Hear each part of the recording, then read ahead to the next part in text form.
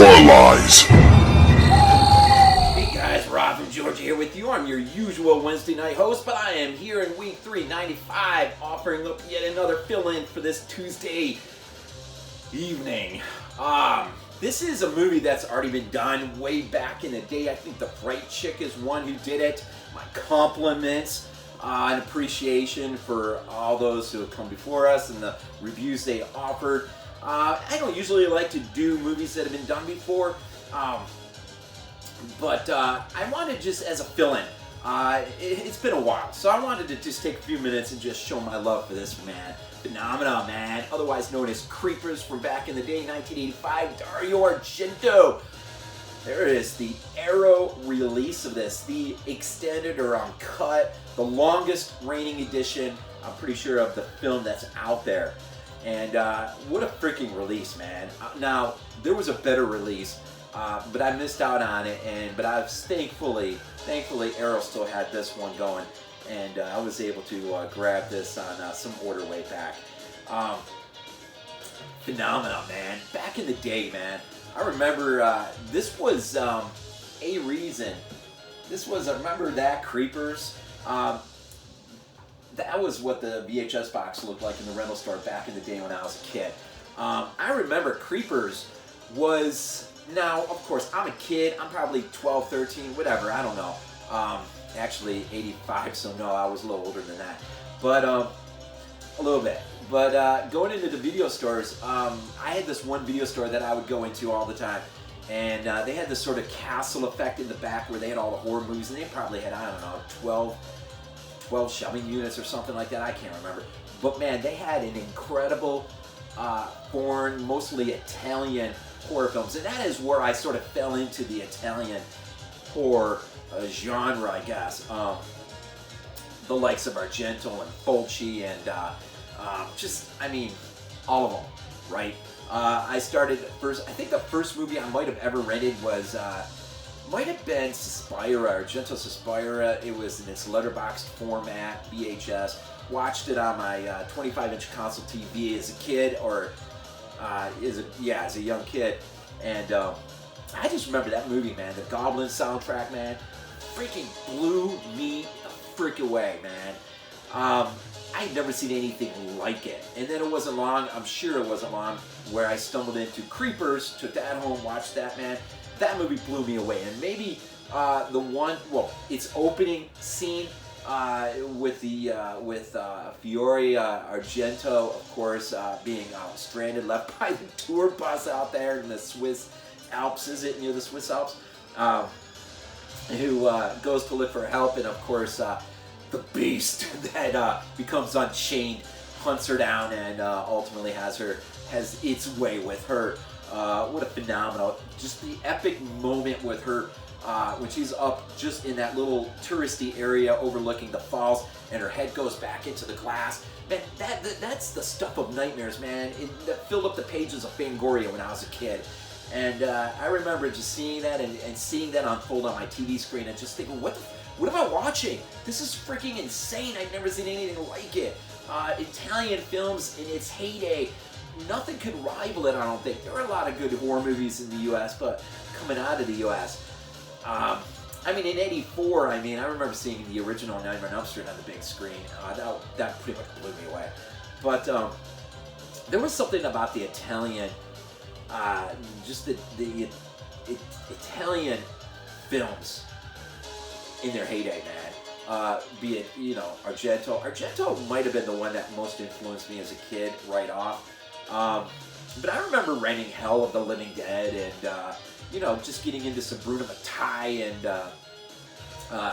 who's part of this, Michele Soavi, right? Stage Fright, maybe my favorite slasher of all time.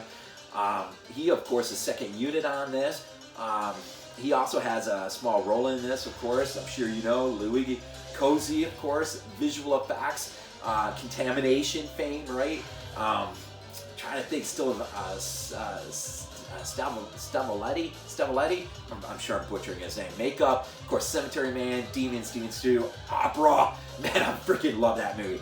But Phenomena, man, considered Dario's most personal favorite film. It might be You know, Phenomena to me is, you know, a lot like The Fog is to me. And it's funny that both Carpenter and Argento both look at these films respectively as their personal favorites. I'm pretty sure I've heard Carpenter mention that. But it's, I don't know, I just, when I'm in the mood for just something, I don't know, Argento, but nothing specific, I go right to this. Carpenter, I just throw on The Fog. I mean, you'd think it'd be the thing, right? But Fog, there's something about that movie. But as a kid, man, I just fell in, man. Absolutely freaking the heavy metal soundtrack, man. All your Maiden, man. Flash of the Blade. You got Goblin on this thing, man. The composition, as you can hear, the cinematography, man, is pretty freaking cool as well, man. Just the opening scene, you know, as the camera's coming down, and you sort of, I don't know, just you descend into this freaking world, man. This fantasy horror. That's just, it is unrelenting. And I've heard people say they don't really like the heavy metal aspect, the heavy metal soundtrack, whether it's opera or even this film. I freaking love it, man. It just does something about the ambiance, the vibe of the movie. It just ratchets it up, I guess. I freaking love this movie, man. I loved renting it in the day. I still love, you know, popping it in from time to time. Of course, filming it in Switzerland. I mean, it's just another gorgeous film to look at. Arrow's transfer is freaking out of this world as well. Especially when you throw it in a 4K, you got that upscale effect. It's pretty freaking cool. This, of course, was directed. It was written. It was produced by the man Dario Argento. What can you say? I think the one thing I do want to say real quick is part of the finale that involves Daria Nicolodi. Of course, she ends up being a antagonist here, not the perhaps, but a antagonist. The scene that involves her and the inspector with that pool that has all those dead bodies in there, and when Jennifer Connelly, of course, our main star, falls into that whole scene. She was 14, I think, when she did this. Oh no, I'm sorry, I'm thinking about Fiora Argento was only 14. I can't remember how old Jennifer Connelly was. But when she falls into the pool, man, and all that freaking dead body muck, oh man, and you just got that freaking heightened. Man, I think the only other moment that quite feels like that, man, maybe in a Suspiro when the girl falls into that pit of barbed wire, man. That's just freaking, oh, it's just freaking crazy. The music is heightened. You got Daria Nicolodi. You got her pitched laughter, man. Her evil witchery laughter. That's just freaking, man. You got the inspectors like, I'll freaking kill you. You know, it's just that moment, man. When I saw that as a kid, man, I've never seen anything like it, man. And even today, man, I love it when that scene begins to unfold. There's just an element of freaking pure horror in there that is really helped moved by Daria Nicolodi. Of course, once married to Daria, right? But anyways, Phenomena, man. Just wanted to spend just a minute as a fill-in and just talk this up a little bit, hype it up a little bit. It is one of my favorite Italian films of all time. I freaking love the music, the score. I freaking love the cinematography. I love how it looks. I love just Donald Pleasence. Got a freaking, he's in this freaking thing playing. I can't remember what he understands and knows all about insectology, whatever the official word is for that.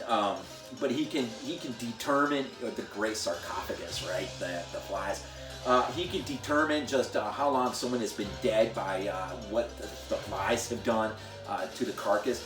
Pretty insane, but I love his role in this freaking movie, man. It's always nice to see the great Donald Pleasence in something else, something different. But I don't know what else to say, man. I freaking love this movie, man, and oh man, I just, you know, sometimes I wish I could go back to the days when we could just browse the shelving units in the video stores when they were VHS, and it's just, man, it was an epic moment in our lives that we most likely will never revisit, with the exception of a few buy, sell, trade stores that are around us that may offer us a not so distant vibe. But Phenomena, or creepers. How long have you been in love with this? As long as I have, it's been a long freaking time. But anyways, in week 395 as a fill-in, just wanted to share a few minutes, share some love for such a great freaking piece of work from the man himself. Look, it's interchangeable, man. When you say the man himself, as far as I'm concerned, you can put Fulci in there, you can put Argento in there, man. They both, the Gates of Hell trilogy, Suspira, Phenomena, I mean, his early Giallos, they are the cream of the crop when it comes to Italian cinema, man. And what a freaking stretch these guys had, man. What a freaking stretch. I know it impacted me as a kid in reading about them in the pages of Fangoria and even Gore Zone. It impacted me, man. It opened up an entire world that had not existed. And I'm so glad I had a video store that I could pull these movies off the shelf and go rent and watch in our lovely 25-inch console TV. Remember those days? And just enjoy and know that outside of Halloween part whatever, there was stuff like this, man. There was stuff like this. There was stuff like this. Anyways, enjoy the rest of the week as it unfolds. We got theme week coming up.